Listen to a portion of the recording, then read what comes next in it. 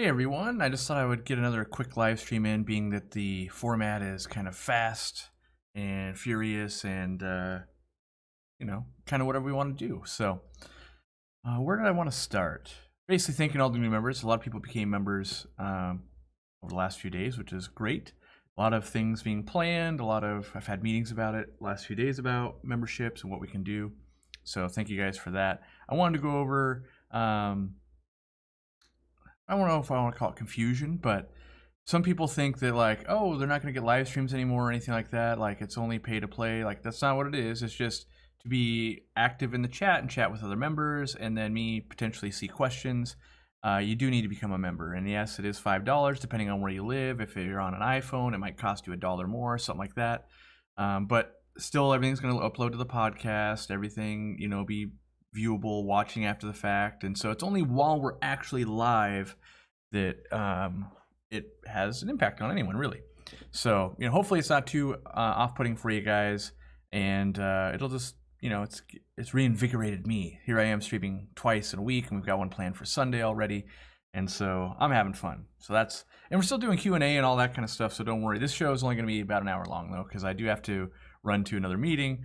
But I thought, I could sneak this in. So, I had breakfast just a minute ago, did my morning work, and here we are. All right. So, I was going to tell you guys a little story because someone was talking about, you guys need to get Java Moss in stock. It's been quite a week for us. On Tuesday, so we have to ship our plants in, right? They usually come in from Florida. And we had some plants shipped in. We pay for next flight guaranteed, which is the fastest level of service you can pay. So it gets on the next plane and gets there, right? Well, that went fine and dandy on Tuesday. And then we get, a notification. They're like, hey, it's here. And so we send someone in our big white van to go pick it up, right? And this is something like 40 boxes, something like that. And they get down there, and apparently it's just sitting out on the tarmac. And it hasn't been unloaded yet, and that's okay. It's like 11 a.m. at that point. Like, okay, yeah, we can wait. Usually we try to get there early, so that way we get it back to the store as fast as possible and then the warehouse. Well, 9 hours later, it still wasn't unloaded. It was like we've run into lots of problems, and what they're saying is because all the ships and stuff like that to move stuff around the world is backed up, and trucks are backed up, like semi-trucks that people are using online or air freight. And then they're saying because of COVID that they can't hire enough people, and people are out for getting shots. And so they say they're down by about 15 people. And so that led to a very long day. Well, fast forward to today, right? We have another shipment coming in. This one's 60 some boxes. We get a call at 1 a.m., which that's standard. They call you and go, hey, it's Alaska Air Cargo. We've got 60 some boxes for you. Come and get them. And so at 8 something this morning, we're there. Now it's 10:32. They cannot find our pallet of boxes. They've been wandering around for 2 hours and they cannot find them. And now they're asking, are you sure you didn't have someone else come pick them up? We would know if we sent someone else to pick them up. So either they gave them to someone else, or somehow they're just lost. And, so this is leading, it's just making it harder. Like already it's hard for the farms to get enough plants that we need. But then when we get these extra delays, like we can't plan. And so unfortunately at this point, the driver has left because he's like, you guys got to find this. And I'm not going to wait 9 hours again in the parking lot, which that's brutal.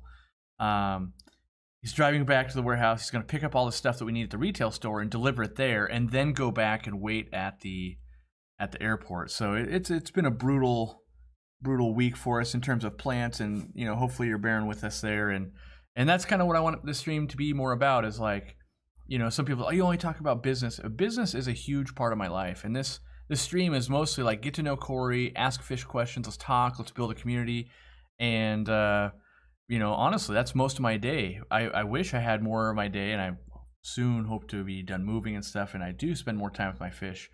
But we film all that, and so you guys kind of get to see that anyway. And then the rest of my life is pretty much disaster management.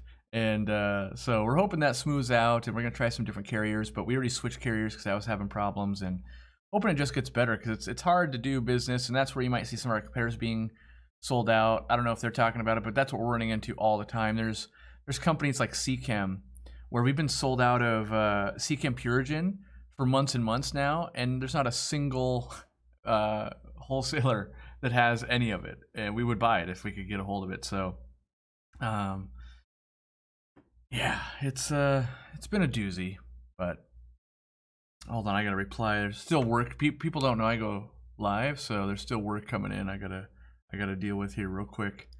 But I'm glad to see everyone joining and having a good time. I know it works out for some people and doesn't work out for others, the time schedule, but hopefully you guys just have fun. That's the goal here, is we're trying to have some fun, trying to do some new stuff, and I think already we're starting to do some new things. Am I moving the koi? I was gonna move the koi today, actually. I've moved some, and they've been in the new pond, and we've seen a glimpse of them. The pond's huge. They kind of just like, there they go. And then Dean saw one. We've been working on like a screen type thing so that they can not go through the overflow. Like, I'm sure at some point there'll be a whole video. There's some challenges there, and we want to make sure that, you know, they don't just instantly get eaten by birds, and they don't like find their way out of the pond. And like, we had a neighbor the other day that was spraying. Well, we don't know what they were spraying. I assume some kind of like weed killer, and it was right near the stream or river, whatever you want to call it, that feeds into that pond. And I was like, oh man, I hope that isn't a problem. But since it's all the frogs and everything that live in there, usually amphibians like that are more sensitive than fish are. And so if that runoff hasn't done a whole lot to them, likely the koi would be okay too. But that's why I kind of put some canaries in the mine shaft, if you will. They've been there for about 2 weeks. And we've been watching for them and looking at them, and you know, seems to be doing okay. So, you know, that's one of the things that I was gonna do today. It's a little bit not super sunny today, and you know, I made the choice of like, hey, I could do a live stream, or I can move these koi, or I can move the koi tomorrow, right? And so like, okay, maybe I'll just live stream today and move the koi tomorrow. That'd be fine. So before my meeting, because I was trying to line up too many things, like I do this, this, and this, meet with this person, do that, and yeah. I thought you were going to dance and sign what you do when you're going to talk about your aquarium supply and plant business. Katie could. She knows sign language. She did it in college and all that kind of stuff. She could do some signing. I can't. I was thinking last night that I want to learn Mandarin though, because I'd love to be able to improve our communication between at least some of our manufacturers and us. I mean, we have stuff manufactured at this point in you know, Taiwan and like Sri Lanka and Vietnam and China as well. But China's our main maker of stuff, and I just think it'd be, you know, I desperately am envious of people that know more than one language. I was talking to Chris Luke, he knows like 7, and we were planning trips we're going to take this year. Well, hopefully this year. We don't know, but yeah, trying to have a good time. I want to learn to dance. I've actually been thinking about taking dance classes, because I don't know. Dancing's not my forte. If you can believe that. I realize that seems hard to believe, but yeah. How's Ladybird after the move? Ladybird is still real shy. She won't eat. She's eaten like 1 clam, but she's a little scaredy cat. And puffers get real moody when you move them. You guys will see her in the video on Sunday. No, tomorrow, Friday. I forgot that we were kind of releasing on Fridays, and we're trying something new. So that'll be tomorrow. I just watched the final proof of it. It's a good video. I really like it. I like the direction we're going. There wasn't an extra long version, so there won't be like a members only version. It's just like, it's kind of be a 13-minute video for everybody. So it wasn't like a 40-minute video we need to cut down or anything, but she's doing good. You guys, I don't think you see it in the video, but she's only got like 1 tooth. She, one night we were laying in bed and we heard this like huge ruckus, and in the living room, and went out there, and she had gotten spooked by something. Lights were out, I don't know what it was, and she actually busted one of her teeth, which that's okay, because that's why she eats so many shelled things, to help wear them down. But right now she's got like 1 long tooth and then like one short tooth, so it looks funny. She can still eat clams and do everything she needs to do, but she just, you know, looks a little weird. But you know, more about that later. I guess that's a good segue to the Newsweek article. We made Newsweek. Now, this is not clickbait because it's true. But what I do want to bring up is I want to use this for one. I want to say thanks to Newsweek for writing about us and that kind of stuff, and that's awesome, and I appreciate it. And two, I want to highlight how this whole, let's say, social media and all that kind of stuff, or social media is an information source. Like even me, right? Let's be clear here that even I'm not right all the time. No one's right all the time. Gets a lot of stuff wrong because nothing replaces firsthand experience. So you going and doing something, whether you fail or you're successful, you're going to learn so much. It's way different than watching someone else do something and then putting the pieces together and going, now I know how to do that. And I think this article is a great example of that. So yeah, let me just show you guys. So here we are. We're on Newsweek. Giant pufferfish devours crab alive in terrifying viral video. Woo! This showed up on my Google alerts, which doesn't go off very often. It basically means somewhere out in the world, Aquariumcoop has now been, hits Google and things like that, and like, oh, what's going on? And I'm like, Newsweek, my gosh, we've made it! Oh man! So let me scroll down here and we'll look at the article if I can get my cursor going. A video of a giant fish devouring a live crab with a satisfying crunch is going viral online, with the clip watched more than 20 million times. That was the first thing where I was like, I don't have any video that's ever been watched 20 million times. The short video with a yellow crustacean standing at the bottom of a tank when the patterned yellow pufferfish swims next to it. Okay, I mean, I did feed a crab once.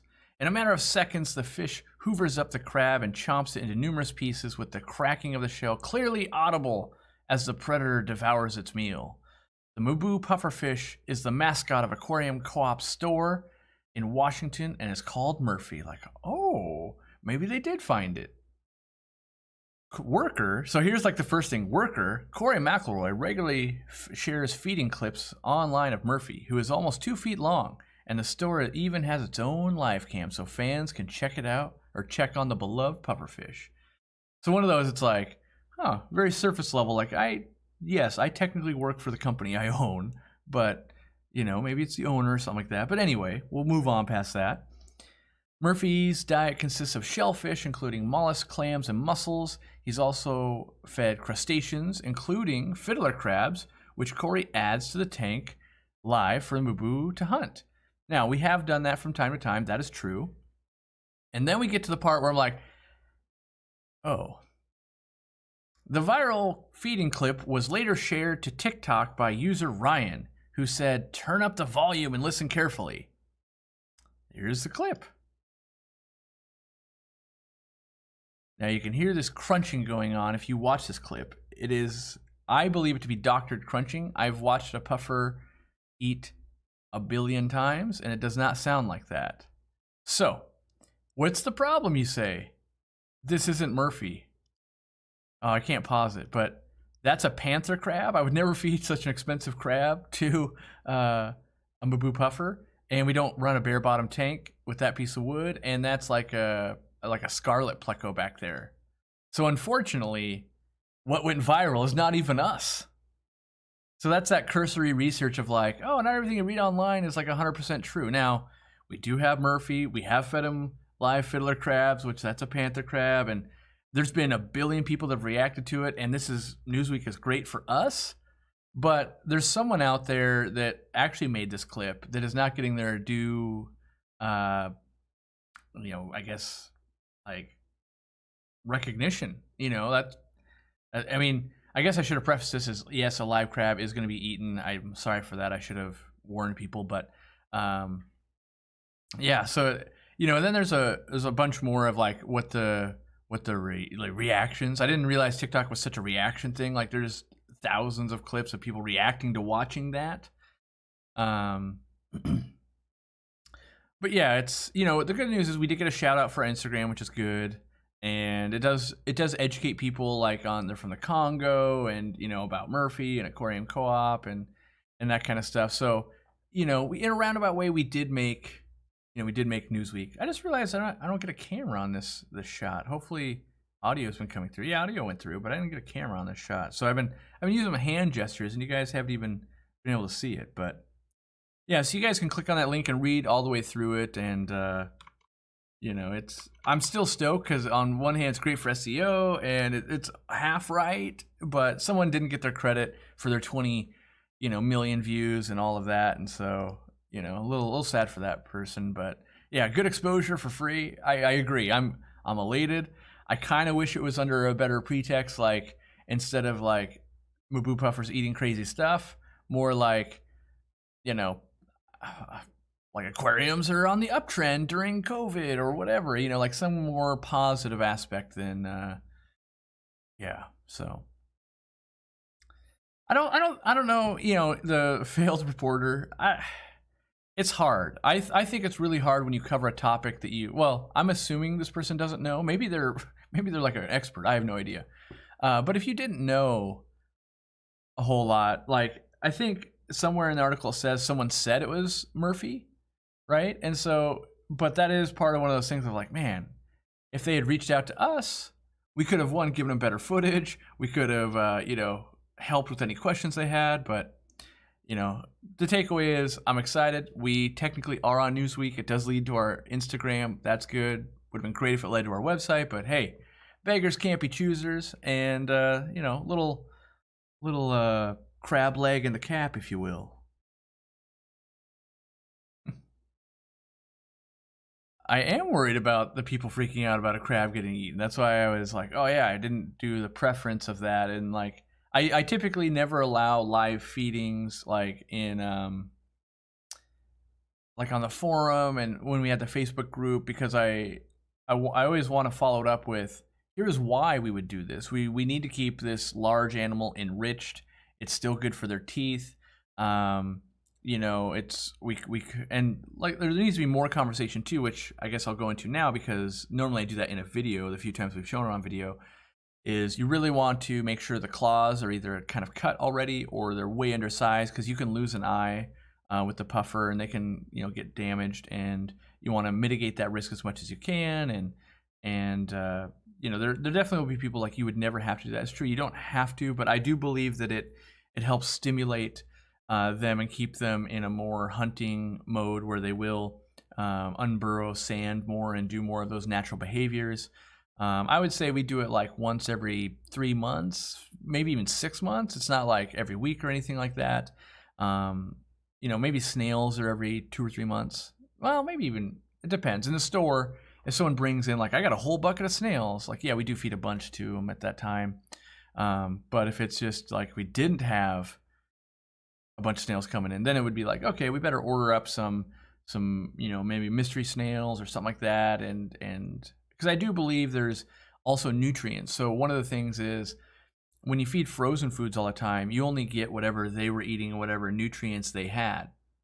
Where with the live foods, we can quarantine them for a while and feed them a lot of different fish foods and plant matter and all of that. And so that's in their gut and everything. And when the puffer eats it, that's one way to get some of those trace minerals and elements into the puffer. And I think long term, that is more healthy for them. And there's still so much to learn about a Maboo puffer like this that I don't think everyone knows. And for me, it's firsthand experience. Like, I believe it to be healthier. I run into less issues since I started doing that, because I've been keeping Maboo puffers now for probably, well, before I opened the store. So I was gonna say 8 years, but like, well, the store's been open for 8 years, so probably like 10 years now. And definitely the longer I've gone, we've been, knock on wood, lucky. There's been very few puffer getting pouty and not eating, puffer having any skin issues or any like stress ick or anything like that. And I attribute that to some of the vitamin soaks in the food and some of the extra things that we do. And I think over time that has helped. I think these big pufferfish owners, a lot of time the food bill gets quite big. It can be hard to find food. Like, there's been times we can't even buy it from our wholesaler, so we got to go to the grocery store or a market and buy some stuff.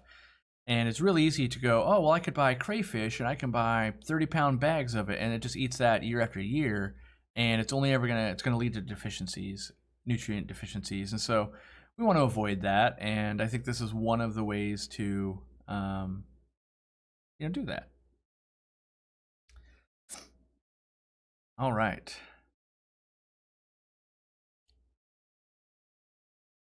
Lots of new members. Thank you guys for that. Has anyone got any fish questions? Yeah, I've got some time left. We've got 40 minutes or something like that. Anyone know what to feed a Hillstream loach that only seems to eat algae off the glass and flat decorations? One of the things you could do to get them a little more diverse in what they're going to eat, take some, I don't think I have any here, do I? No. Hopefully in the new studio I'll have a little more products so I can just hold it for you, but look for Repashy Soylent Green.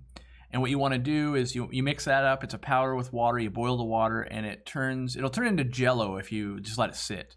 But what you can do is, while it's still soupy, like Jello would be, take a rock or a decoration and just dunk it in and pull it out, and it'll have a layer of this basically spirulina food that will then mimic the way that Hillstream loach wants to eat. So it can now go on the rock, and it can, grub on it. And over time, you could mix some other things into that Repashy food, like maybe mixing in some frozen bloodworms or some flake food or whatever it's going to be. And then hopefully it'll start eating some of that other food, just like the other fish in that tank are. I mean, I don't know if it's a species-only tank, but most likely not. And that could be a good way to train them onto some other stuff. But it works out quite well, especially for plecos. Any kind of eater like that does pretty well. In case you guys are wondering, I did turn off super chats because that was a way to kind of bypass the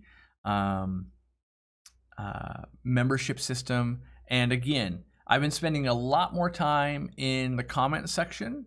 So I've been answering a lot more questions, and we're putting answers to questions at the end of videos now, and then also the forum. So I don't want to take away the ability to get some questions answered.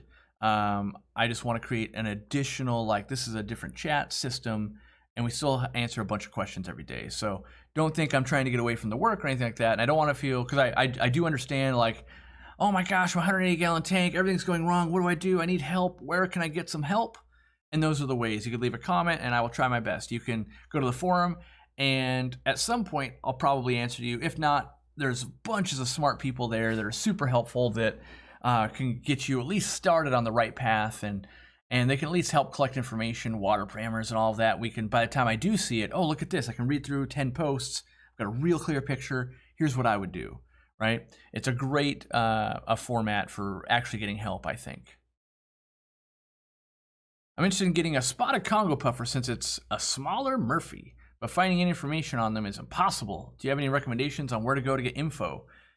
It's sparse. I'll say that is there's no money in really writing articles or anything anymore, and YouTube videos, and there is money in YouTube videos, but what I was gonna say is, to really do justice to help someone keep that fish, I feel like you have to keep it for a few years, and the reality is they're only been on the market for about 2 years now. They were 30 years ago, but they were gone from political conflicts. No one could collect there for so long, and now they're back. But I would say, in general, normal puffer routines of yep, they got to keep their beak trimmed, so you got to feed them a bunch of, shelled foods, lots of snails, that kind of stuff, get a snail factory going. They can be a little bit ornery with each other during breeding for sure. They can be a little ornery with other tank mates if not enough food's around. They can be a community puffer, but I have seen people kind of fail the community aspect because they have a hard time, I'm going to make snails, and they can't make enough, and then the puffers get bitey. So, maybe what you do is you keep them as maybe a solo specimen, and then as you become the world's best snail breeder and you got tons of food and that's not a problem ever, you just always got the Buddha belly going, then you could try introducing some other tank mates, keep them fast. But I mean, you can do whatever you want, right? I've tried it all. I didn't have any problems with them being a community, but Dean ran into them where they were biting on some corridors a little bit, but then they were fine with other fish, and Dean was keeping them definitely fat and sassy. So, I mean, obviously there's temperament issues there. There's maturity issues when they go to spawn. Dean's gotten a few spawns out of them, but hasn't had success raising the fry. It might just take a different level of dedication. Not that Dean's not dedicated, but he does a decent amount of traveling. He's a busy guy. And so it's going to take him some time to really get all the cultures and stuff going to get him to thrive, I think. Do I need to quarantine fish that just came in from shipping? Asks Mark. I would. You know, and in fact, you'll see kind of how I do it a little bit in Friday's video. That's what I'm trying to say. I just think it's general best practice to always quarantine something that's new to you, whether it's being shipped in, whether it's from a store, whether it's from a friendly breeder. Because they might just have something that you don't have. And if you have the ability to do that, if it's really you don't, like you can only have one tank because your apartment only allows one tank, like you'll just assume the greater risk and know what comes with that. But if at all possible, if you can set up a temporary situation where you can kind of quarantine, and you know, not everyone has to do what I do. You don't have to use meds, but I do think the bare minimum is get some new fish in, keep them in an environment where you can really keep an eye on them, so you don't go, oh, well, I brought in 22 and 2 died and now they're behind the filter, I never saw it. Like, so you can really just keep an eye on them. And then it's much easier if you do have to use salt or you have to use any med, and you can see, you know, you can introduce them. Also, like a lot of times, like, oh, today or tomorrow I'm going to have some Thai shrimp coming in. I was specifically looking for some tiger shrimp that were really kind of orange on the head and tail, but not the whole body. I don't want orange eye blue tigers, or I don't want like the tangerine tigers. I specifically wanted this like Thai B strain. He's been breeding it that way for 10 years. I found on Aquabid. People always ask where I get stuff. I was trolling Aquabid. I'm bidding right against you guys. But that's going to land today or tomorrow, right? Now, if I don't have a quarantine tank and I'm just like, let me dump them in. I got to go to my next meeting, blah, blah, blah. I come back and maybe like, oh no, what's going on? Whereas if I have a quarantine tank set up, which I do, because I've got a bunch of tanks that don't have fish in them right now, I get those, I'm going to put them in there, and then when I'm done with my meeting, it's still pretty open. I can just look and go, okay, what's going on here? Okay, they're all doing pretty good, and then I can evaluate them. And I think that's one of the biggest benefits is you get to see them a lot more. They're a new species to you most times, and you can see the health and just like, oh, what's going wrong? And you don't have to worry so much about meds.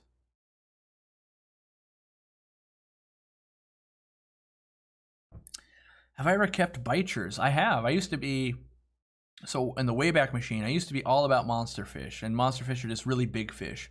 And so a lot of bichirs will get pretty big. And, you know, I've kept ornates, I've kept Senegals, I've kept Endlerichis, I've kept Palmas, a few others, I'm sure. I still, in fact, I've got some secret fish and some other stuff coming in for the fish room in a few months. Like I had to pre-order them they're being shipped in from different countries, and the wait list was long and all of that. But I told them that if you ever see one, I'm still kind of interested in a platinum bichir, because I just think they look really cool. Imagine a silver hot dog, essentially. They just look really cool. In terms of breeding them, I've never bred them, but I had some friends that were breeding what is it? I had some friends breeding Senegals, and I think, who was it that, Haley, but I can't remember her YouTube name, worked for LR Brett's. I'm sure some members know and could put it in there, but she was working on breeding some. I know there's like the anal fin shape comes into play, feed them really well, and I've seen a couple people and talked to a couple people that do it, but I'm not an expert, so I don't want to lead you down the wrong path. But you know, general things, keep them super fat and sassy and healthy, and make sure you have male and female. And I think most people have used really dense either live plants or decorations so that they feel safe to be able to hide some of those babies. The Silver Hot Dog is my superhero name. You know, word on the street, James, Silver Hot Dog, you know. I've recently fallen down the rabbit hole of Doggy or Dogecoin. Like, I have no investment in it at all, but I just love reading the memes all day long. Like, every time I get 5 minutes, I just want to see what the latest meme that's been adapted to Doge or Dogecoin. I tried to buy it twice now, but my credit card wouldn't let me, and my bank account wouldn't let me buy cryptocurrency. I wasn't gonna buy a ton. I just thought I was getting so much enjoyment out of the Reddit and reading the memes that like I should put some money behind it for pure entertainment. Like, and that's been a big thing I guess I've always had, is that this is just gonna rub people the wrong way, but you know, it's the Corey show, and so we're gonna do it.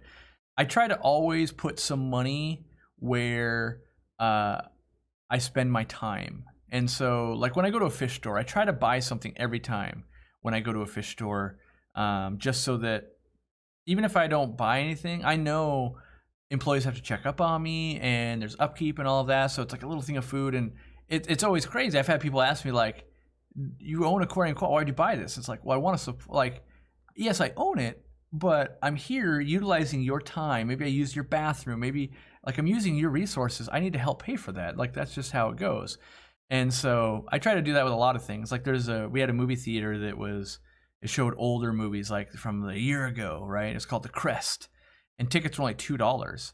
And I knew that if my wife and I go and we watch a movie and we spend $4, that's not going to be sustainable for that theater at all. Like it's just not going to work. Like there's employees there. And so we always made a point to like, yeah, let's buy the nachos, let's buy a drink, let's buy these things to help support. You know, like there's a value to what you get out of stuff, and so we try to match that. And it's the opposite when we go to a normal movie theater. I'm totally that guy. It's like, watch this. Reese's peanut butter cup in the pocket. Maybe I'll get a little Diet Coke right here, because the tickets, at least where we are like $20 at this point. So at that point, you're like $40, and we'd still buy some popcorn, right? Usually lately we buy a large soda to share and some popcorn. And so we'd be in there and it'd be like, wow, it's $40-$50. And I feel that's roughly okay to watch a movie for 2 hours. But the $5 candy, it's like, well, I could do that. And I think a lot of people do that. Try to make things cheaper, but I also try to, on the other end, try to bring it up when I feel like, hey, I'm getting a lot of value. And so even that free Reddit forum, if I'm spending 10 minutes a day just laughing at memes, the least I could do is like help the cause. So yeah, you guys might not care about that, but Dave's got to go back to work. Sorry, Dave, me too. I got about 29 minutes and then I got to drive to the next meeting. So you're a good man, Corey. I have a similar attitude about supporting small, or not even small, supporting businesses for their time. I'm a sucker for small business. Oftentimes, when I feel passionately about something that I really find value in, I go way overboard, because I'm like, I want to be that customer that's really helping out. Of like, like there's like a lot of times it's like a food item or something where it's like, hey, these pastry pie things, like these Australian pies, they're at a local farmer's market, and all the time we'll buy them 10, 12 at a time. They're like $8 a pie. They're not, like a half a pie. It's like a breakfast pie thing, and they get to know us. But I'm so afraid in my life, there's been so many things that I've really enjoyed that at one point you just go back and they're not there anymore. And it's because they never made enough money, things didn't work out, and I can't know, are they good business people or not? But I can definitely do my part to make sure that hopefully they're there again when I want them. And so I try to do that. It's, it doesn't always work out, and sometimes you get wronged or something, like, oh, that sucks, that's not great. But I think overall I just try to go through life trying not to be a burden, I guess.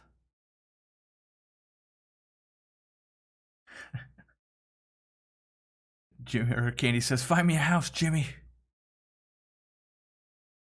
Welcome, Alexis, on her break. Yes, I'm glad to see. I'm gonna try to do more of these, like smaller and longer live streams, and more often, because I feel like what I want to do is I want it to be, yes, there's gonna be Q&A, but hopefully things I can chime in on like this Newsweek article, some business stuff, just other stuff, and so that it is more background noise. Basically, if you're at work, if you're working on a project, if you're doing homework, you can just listen to what I'm saying, and you don't care that I buy Australian breakfast pies. But the next thing you might care, you might go, hey, there's 125 species of Lethrinops. I can never say that right.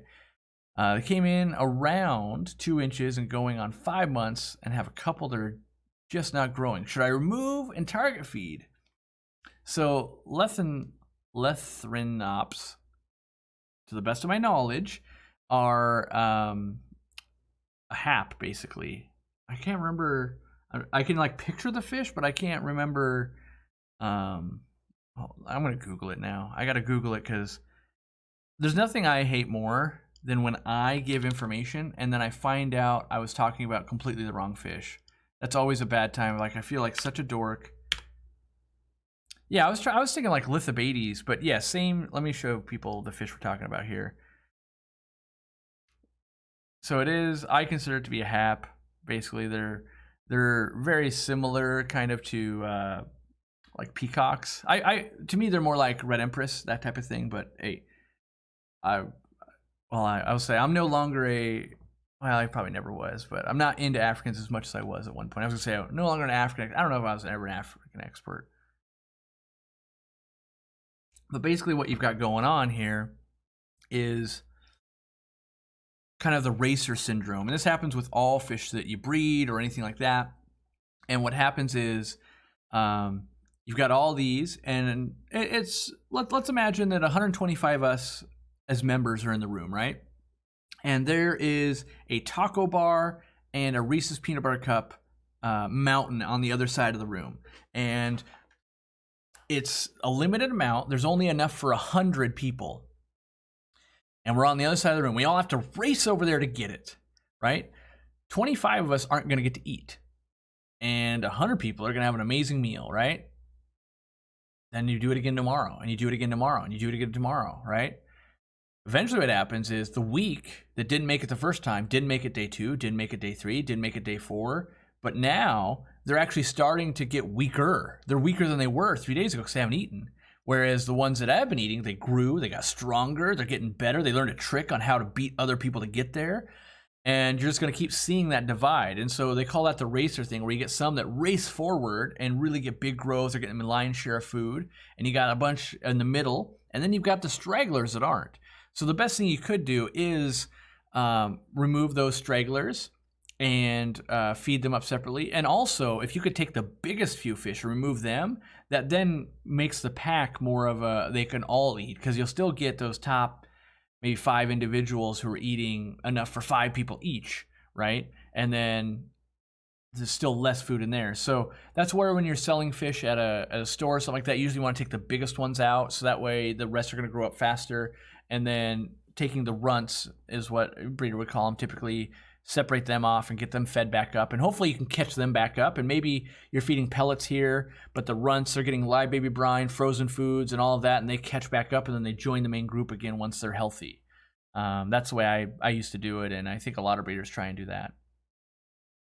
How long do I quarantine my discus? I would tell you at least 2 weeks. For me personally, I always do quite a long time, because I, for the most part, put one fish, one tank, and then I might let it go a month or two, and then I introduce them to other stuff when I start combining. So if I have 10 aquariums, then I might free up one and combine some fish, and then the fish will live in there for like 3 months. And while I'm searching, because I'm always searching for fish, and at this point I'm looking for just oddball stuff I haven't kept in a while. And so once I find it, then it's like, okay, well, yeah, it's been 5 weeks. I mean, they're really doing well. I bet you they're going to do well. I'll move them. I know I've got that fish coming in next week. It makes sense. I like to utilize what I've got. So it doesn't do me any good to go, I've got 10 aquariums and 1 quarantine tank, and the quarantine tank sits empty, 11 out of 12 months out of the year. Instead, I'd rather go, well, I can spread them out, and then I'll just combine when I've got a new species coming in, right? And then maybe I sell some off to the store, or I give them to a friend. And so that's how I manage however many tanks I have. Now, if you only have 1, well, you're in a different situation. But once you get to kind of 3 or 4, you can kind of always run that game of like, well, I could, what am I not having as much fun with, or what could I combine here, or what maybe got old and I didn't breed it, so the numbers are going down. And you can kind of have a little safer hobby in front of you, I think. I'm not into crypto. I would not say that I am into it. I know enough that we tried taking it at Aquarium Co-op many years ago, and I've followed the thing, and I mostly purely enjoy the memes, and I do think it's interesting. I definitely think it's interesting, but I haven't actually ever invested any into it. I'm like anyone else. Like, I did farm it or mine it way back in the day. But I'm just like everybody else. It's like, yeah, there's probably, pick a number, 13 Bitcoins or something sitting there in some wallet that I'll never be able to recover because I didn't take it seriously. I was like 14 or something. I don't know how old the currency is now, but it was a long time ago. At the point where I farmed it or mined it, it was still like 31 Bitcoins might have got you a pizza. And then, I had a gaming PC, so it farmed okay or whatever, but, I'm not going to spend the rest of my life going, how do I find that wallet that'll never exist? So, but I do think it's interesting, and I don't follow the stock market closely or anything like that. I just, I mostly, I like to observe the world, whether it's, fish or anything. And I think it's odd that, like Steenfot was telling me that he was talking about stocks and he likes to do that kind of stuff. And he had mentioned that forward is $6. And I'm just like, to me, my brain went, so something that I see every day and tons of people in the United States use all the time is valued so low. What does that mean as a society? Like, I'm not, like, I don't think like, oh, I should invest, it's going to go up or it's going to go down. I don't think about that. I think about, it's very interesting that a company that's been around for so long and is a part of my daily life, like I see a Ford truck, I see a Ford car every single day, right? Something that's so ingrained, and then it's like, wow, the value on that is $6. And then something like Bitcoin, right? I don't know what the current value is, but it's clearly more than $6. It's like that I almost never interact with ever, and the value is so much higher. And there's a million examples of that. So it's not just like this one weird scenario. There's so many of that of like, I think I just don't know what's going on. I find it fascinating of like, I wonder what I think about, what do people think that makes that happen? Like, okay, they don't believe in the company or whatever, but that just, at some tangible point you go, it's been around a long time. There's people are still buying cars. My neighbor just bought a Ford. Like, interesting. I wonder, and I try to think, well, can I apply that to my business? Like, I wonder what that means for us. I have no idea.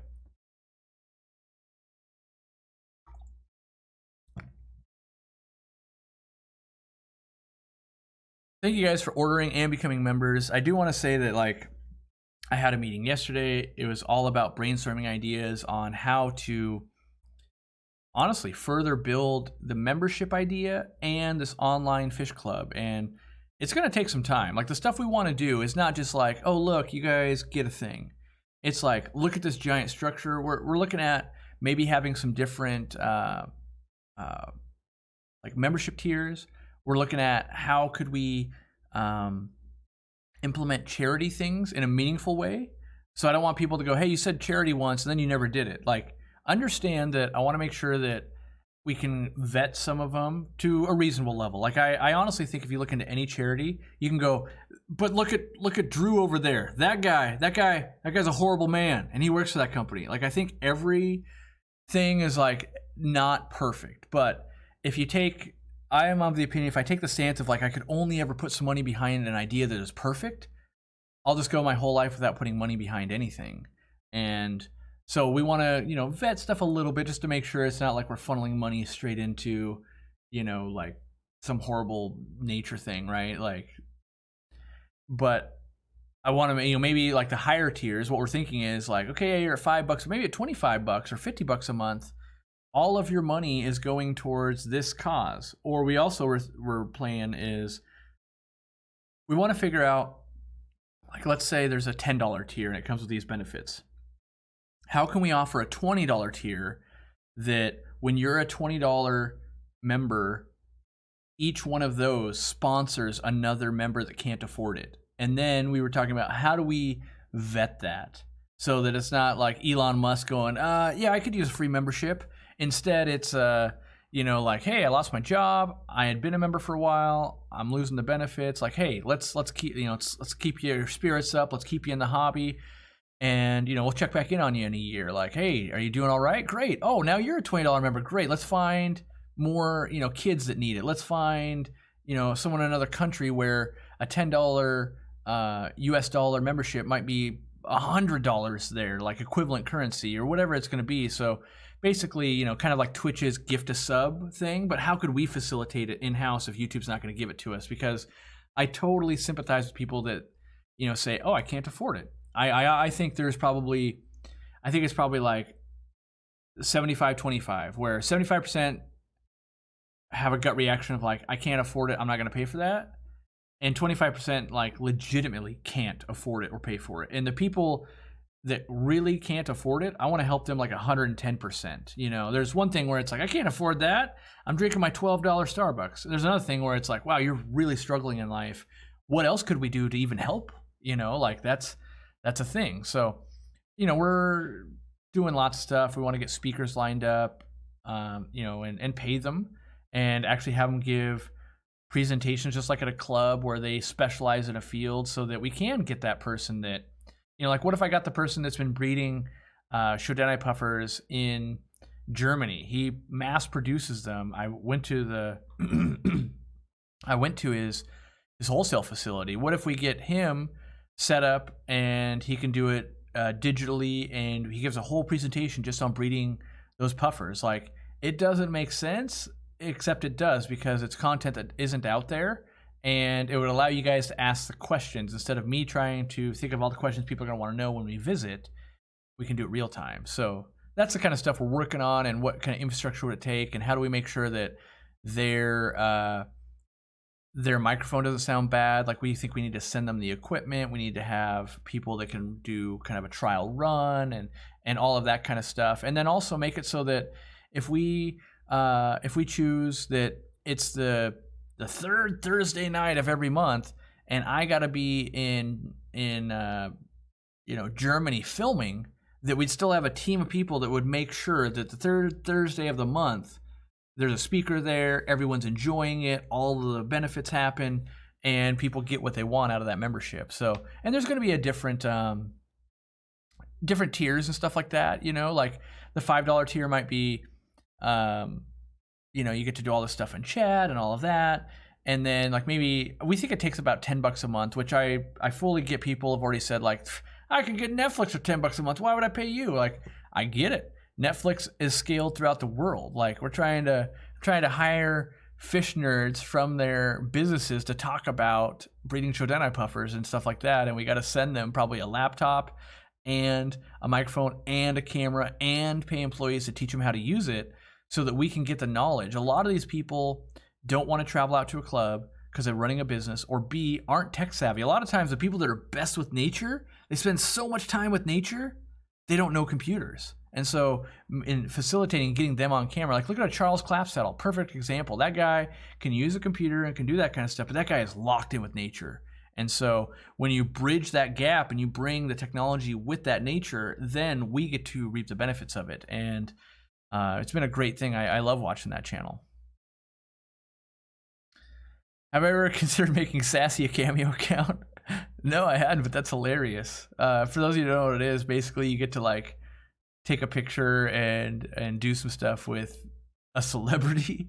But yeah, Sassy just went to the vet Tuesday went to the vet. She's had this like cough, like cold type thing, and we tried some antibiotics. That didn't work. Now she's trying a mild steroid, I think, and we've got a more progressive one if that doesn't help. But she's having some trouble breathing, which is not good, and got her ears cleaned, and we gave her a bath, and she's light and fluffy at this point, but her ears are like all that, I don't know if it's medicine, but the cleaning stuff is still kind of oozing out. So we got to clean her up some more, but she'll be ready for her Cameo debut in no time. And part of this, I would say membership-ish program, I'm just calling it the community like builder program. It is to have in-person events, and it has been on my to-do list for about 3 years now.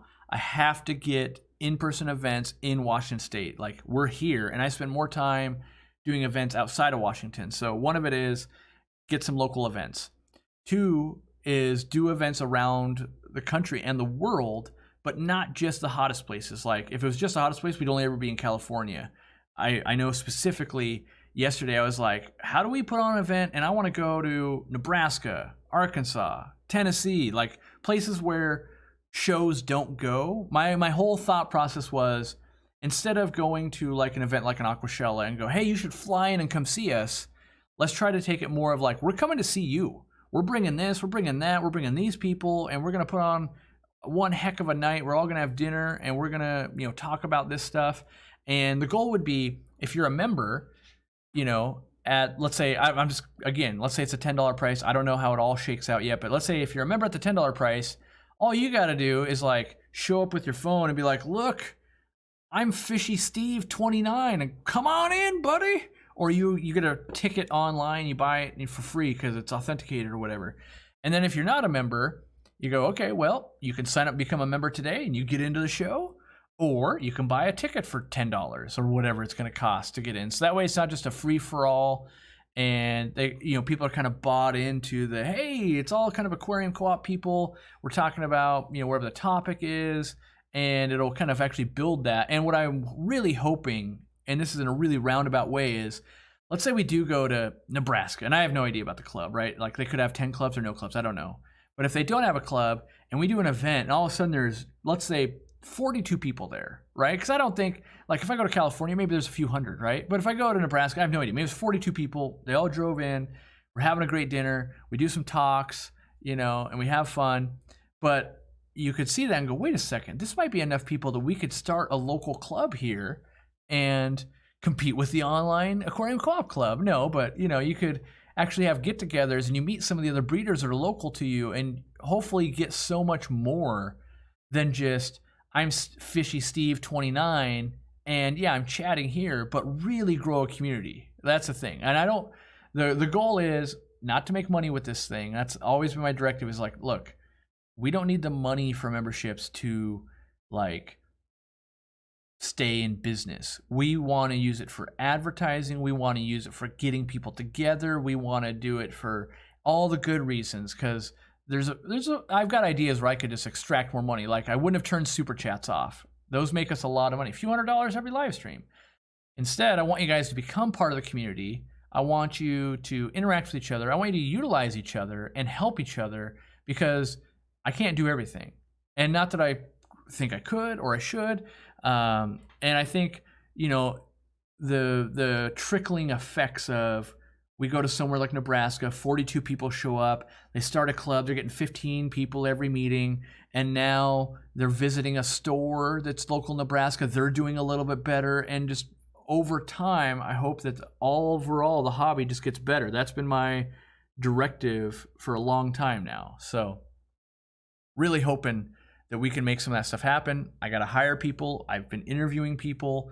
I've been putting a lot of my extra hours of bandwidth into that. So if I'm not reading memes, well, I'm working on that.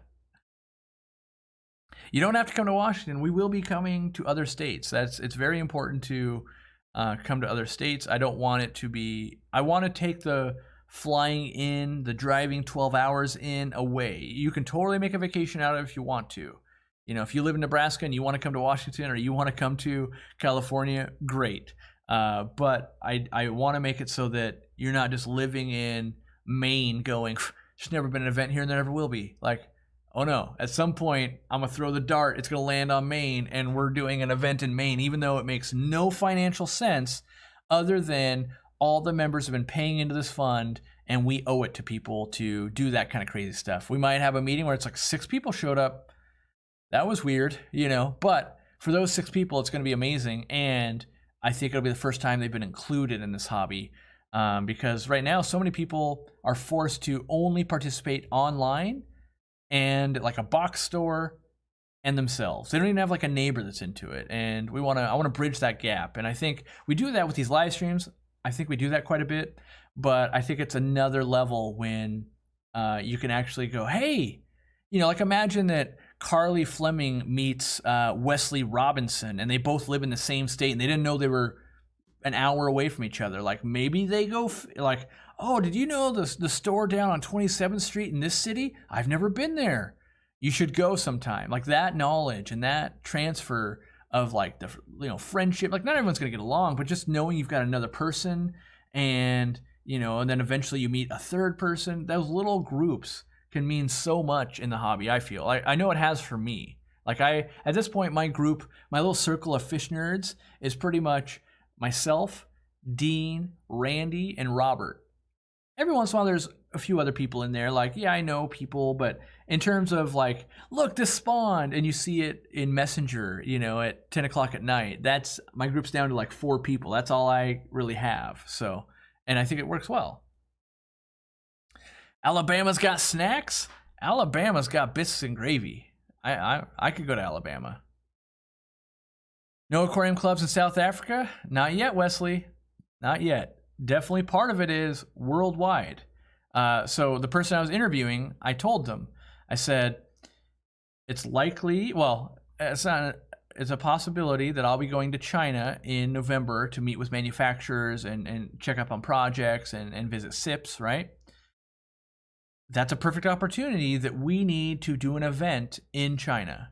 Now, it makes no sense because YouTube is illegal in China and no one in China can buy from me. But last time I was there are fans there because there's ways to see the videos still. So even if it's only like 10 people, maybe 10 people will show up to a lunch and we just go and see one of the fish markets together, and that's a good time. I know there are some fans because I've answered some comments, like one let me know the Hutawan market that I went to a year or two ago has been dramatically improved. You should come back and film. So I know there are some fans there. Maybe they're, you know, people over there teaching or maybe they just live there. I don't know. But I do want it so that like, hey, we've got a reason to go to South Africa. Let's make sure we do an event while I go film this, right? And I want it. I think the biggest thing we can do is if we go to some of these if we go to some of these places that it makes no sense to go, it now gives everyone hope of like, all right, Corey might come to Croatia. Like I've seen him do some crazy stuff.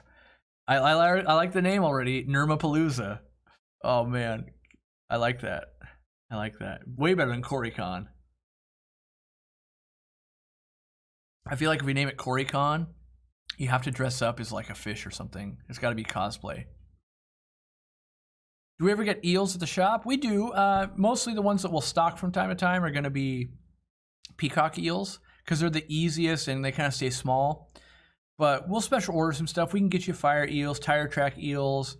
In my fish room, even this fish room, it hasn't moved yet because I got to move the 230 gallon, then I can move this fish. But the ellipse for eel from Lake Tanganyika that I really like, those are hard to get a hold of. We've never been able to stock those. I've only ever been able to get my hands on 2 of them. But yeah, we do stock some, and we're knowledgeable. Well, not every employee, but fairly knowledgeable about them. Yeah. Would a linear air piston pump, the same one you use, run 60 sponge filters? And any recommendation of how many sprinkler solenoids would be needed? Well, sprinkler solenoids, that's if you're only changing the water. For me and Dean both, we can get up to about 10 tanks at a time changing water with the solenoids. I did them in zones of 6, just because I kind of had the ability to do that. As far as the linear air piston pump, officially on the website, no, it wouldn't do it. That being said, it ran way more than 60 totes and aquariums when we hooked just one up. But we wanted stronger air pressure, so we are actually using 2 of them. And know that like a sponge filter without an air stone, you might only be able to run 25 of those with that air pump. You put an air stone on there and you turn the flow down, you might be able to run 80 of them. So it's all a give and take. And it also depends how deep are the tanks. Do you have a bunch of 10 gallons, but then also a bunch of 100 gallons? Like that creates different back pressure in the line and how you set things up and how big the line that runs around the room. Is it a loop versus just running one way? There's a lot of factors that go into it, but I would say that the linear air piston pump that we sell, it's probably got an 80% chance of just doing what you need it to do. But if you're going to want, if you're that guy or girl that, I guess Lauren could go either way, but if you're that person that wants really robust air blowing out of the sponge filters and all that kind of stuff, you're going to want 2. If you're going, I myself am going, I want like the lowest amount so it's easy to see into my fish, keeps it well oxygenated. It can do quite a bit. So I think I think that helps you enough there. Have you ever thought about opening aquarium co-ops in other states, like a franchise type of thing? Yeah, we've definitely considered it. I don't think, I barely have time to run what I do now. And so I don't think it's a good idea. There's a store that's going to be opening in a state that it's a friend of mine. I want to try and back them as much as I can. And what that means is like, I'm hoping we can find a way where it'll make logistical sense to ship pallets of Aquarium Co-op product there. Pricing do okay with online and in store for that person, meaning, or on top of the crazy shipping that's got to happen. I don't know. So it's kind of like a test pilot thing. And, you know, my biggest fear is that instead of growing like the community like I want to focus on right now, I have to focus on like, well, in Alabama, Aquarium Co-op number 26, all heck is broken loose, and the people are angry, and we're getting bad reviews, and our customer service is getting slammed. Like, that's the last thing we need is someone going rogue when we're trying to do something that I feel is very worthwhile and pretty full. I can never say that word. I can say philanthropy, but I was going to try to say philanthrop. I can't say the plural of it the way I'm wanting to say it. My brain won't work that way. But I want to focus on just doing better things that aren't necessarily money-making things. Like, we do a lot. Like, there's products coming out, and you guys should buy all of our stuff, and that would be great, you know. And I should just remind people. I've been seeing it lately as people are like, all this guy's trying to do is sell stuff. You get this guy? And I just want to reply, like, you realize I'm a business, and I only ever started YouTube to sell crap, right? Like, you know, I've said this before in live streams. Like, you don't go like, look at this guy. He's cooking hamburgers. He works at McDonald's. Like, he's doing what he's supposed to be doing. You know, I'm here selling stuff because that's what I have to do. I'm lucky in that you guys support us enough that I don't have to spend the whole time going, next product up, we're going to talk about the ammonia strips. And for 10 minutes, we're going to talk about that. Buy now. We're running low, blah, blah, blah. Next up, root tabs. Next up, scissors. Next up, brine shrimp eggs. Next up. Instead, I try to work it in naturally. If someone's asking us about a product with a legitimate question, how do we solve that? If we sell it, great. If we don't sell it, go buy it on Aquabid, go buy it on eBay, go buy it on Amazon, go buy it from our competitor. It just so happens that we try to carry most of what people would need, and so I get to recommend my own store. But it's no different than watching another creator that says, hey, go buy this over here to solve a problem. All right, this is going to be the last question I'm going to answer because I'm 1 minute over. A quick 1 minute answer, please, Corey. How to transfer a brackish puffer from fresh to brackish. So what I personally would do is I would just start adding salt every week. I would hopefully not have to change water because I'm not feeding too heavily. So I would just add, I would probably use marine salt myself. And I would probably add, well, I don't know how big your tank is, but I would take where I wanted to go and where I am now. So if I'm at 0 and I want to go to 0.18 or something, and I would divide it up over like 10 weeks. And each week I would just add in some more salt, and I would add in some more salt. And I would top off for evaporation. I would add in some more salt.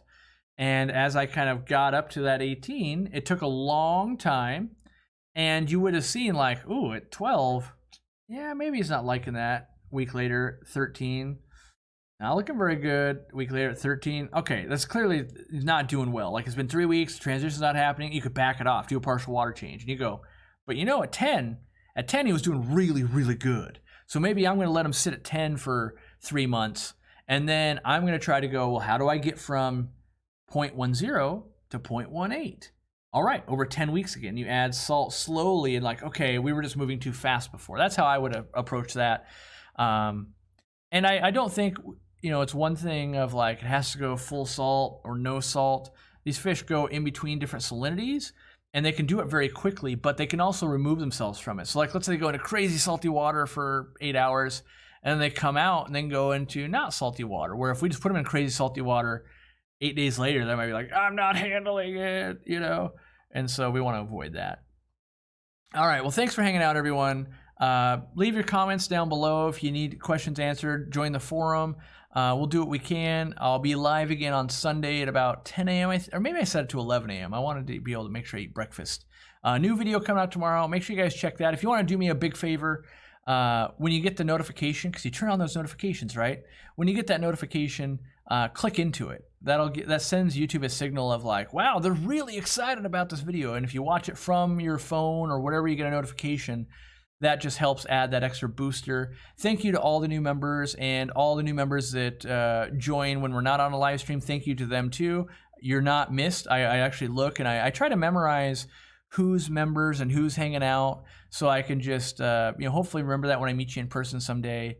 And yeah, we got church at 10. No worries. There's always a replay, and it's not always going to be at 10 a.m. Over the years, we've switched it up, and it could be Tuesdays next week. Who knows? But that's what works for my schedule this week, and so we're gonna rock that. So have a great day, everyone. Hopefully you get through the rest of work, get something tasty for lunch or dinner or wherever you're at, and I'm off to my next meeting. Got to plan some more stuff.